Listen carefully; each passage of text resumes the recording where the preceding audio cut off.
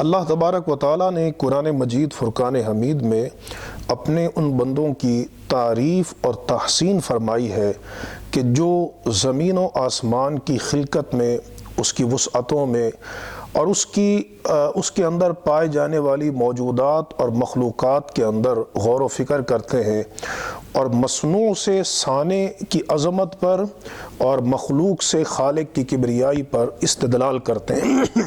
اللہ تبارک و تعالیٰ کی قدرت کی نشانیاں زمین اور آسمان کے ایک ایک ذرے میں موجود ہیں۔ اگر کسی کو اللہ تبارک و تعالیٰ نے نگاہ بصیرت عطا فرمائی ہے اور اس کو نگاہ تدبر عطا کی ہے تو اس نتیجے پر پہنچنا اس کے لیے کوئی مشکل نہیں کہ اس پوری کائنات کے ایک ایک ذرے میں اللہ ذو المجد والعلا کی قدرت، عظمت، کبریائی، ثنائی اور اس کی وحدانیت اور ہمہ گیر علم اور ہمہ گیر قدرت کی بے شمار نشانیاں موجود ہیں۔ امام فخر الدین رازی نے تفسیر کبیر میں نقل کیا ہے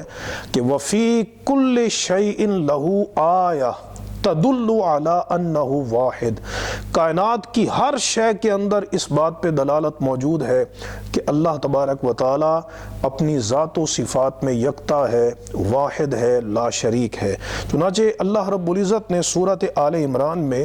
اپنے ان بندوں کی تعریف فرمائی ہے۔ ارشاد فرمایا وَيَتَفَكَّرُونَ فِي خَلْقِ السَّمَاوَاتِ وَالْأَرْضِ، فرمایا کہ وہ آسمانوں اور زمین کی خلقت میں غور کرتے ہیں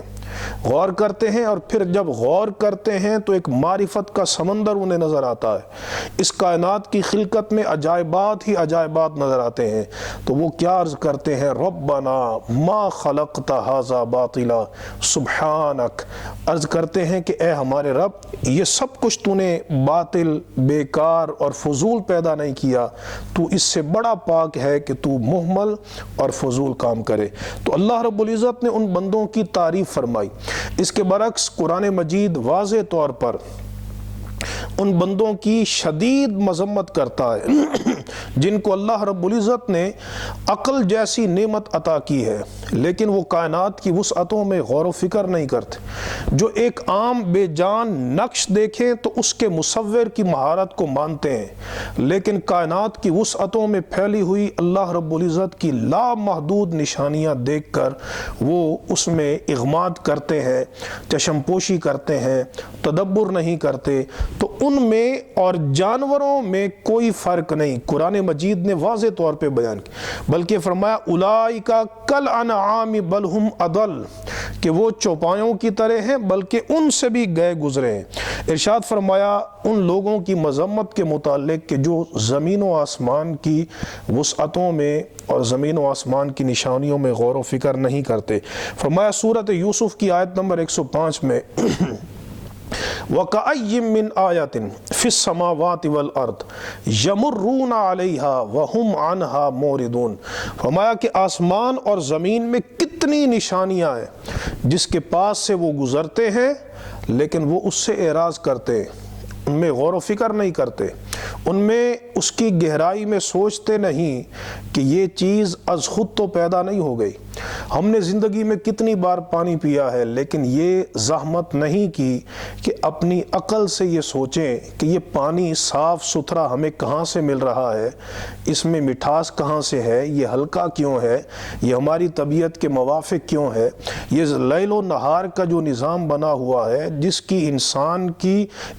کی زندگی کے ساتھ کمال درجے کی مناسبت ہے، یہ اتنا بڑا سورج جو ہمیں حرارت پہنچاتا ہے اور جو آسمان کی چھت بغیر ستونوں کے ہے، کبھی ہم نے ان نشانیوں کو دیکھ کر غور و فکر کی زحمت نہیں کی کہ یہ کتنے عظیم خالق کی قدرت پہ دلالت کرتے ہیں۔ پھر اللہ تبارک و تعالیٰ نے قرآن مجید فرقان حمید میں ان لوگوں کی مذمت کی ہے کہ جو عقل رکھنے کے باوجود تدبر نہیں کرتے۔ ارشاد فرمایا لہم قلوب لا یفقہون بہا، سورۃ الاعراف کی آیت نمبر 179 میں، ان کے دل ہیں پر ان سے سمجھتے نہیں۔ بلکہ ایک مقام پر تو بڑے سخت اسلوب میں اس کو بیان کیا، سورۃ محمد کی آیت نمبر 23، ارشاد فرمایا افلا یتدبرون القرآن ام علی قلوب اقفالها، فرمایا وہ قرآن میں تدبر کیوں نہیں کرتے، قرآن میں غور کیوں نہیں کرتے، اللہ کی آیات میں وہ تفکر کیوں نہیں کرتے، یا ان کے دلوں پر تالے ہیں۔ تو اب دو ہی صورتیں ہیں، یا تو دل تدبر کرنے والا ہوگا، غور و فکر کرنے والا ہوگا اللہ تبارک و تعالیٰ کی آیات میں، یا اس سے اعراض کرنے والا ہوگا۔ تو اعراض کرنا اس کو قرآن کہتا ہے ام علی قلوب اقفالھا، یہ اس بات کی علامت ہے کہ ان کے دلوں پر تالے لگ چکے ہیں کہ جو اتنی لامحدود نشانیاں آیات دیکھ کر بھی ایمان نہیں لاتے اور اللہ تبارک و تعالیٰ کی عظمت اور اس کی وحدانیت کو تسلیم نہیں کرتے۔ حضرات محترم، اللہ رب العزت نے قرآن مجید میں ہمیں حکم دیا ہے کہ ہم زمین اور آسمان کی وسعتوں میں غور و فکر کریں، اور یہ جو حکم ہے یہ اہل زبان جانتے ہیں کہ حکم جو ہے وہ وجوب کے لیے آتا ہے۔ ارشاد فرمایا سورۃ یونس کی آیت نمبر 101 میں،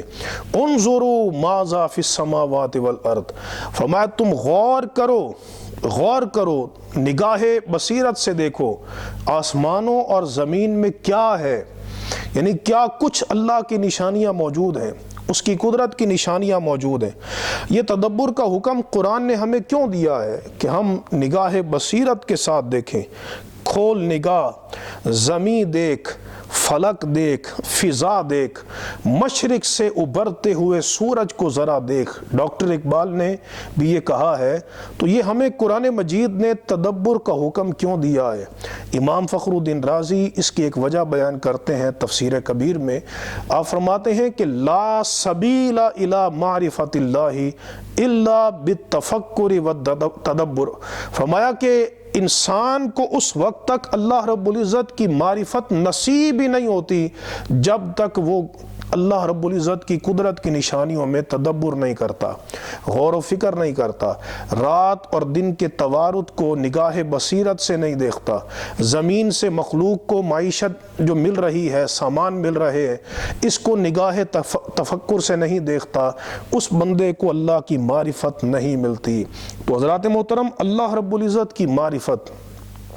اور اس کی پہچان، اس کے ساتھ انسان کو کیا ملتا ہے؟ اس کو ایک مثال کے ذریعے سمجھیے کہ تدبر اور تفکر گویا کہ ایک بیج ہے، اس بیج سے پھر ایک تناور درخت بنتا ہے، اور اس تناور درخت کا نام معرفت الہی ہے،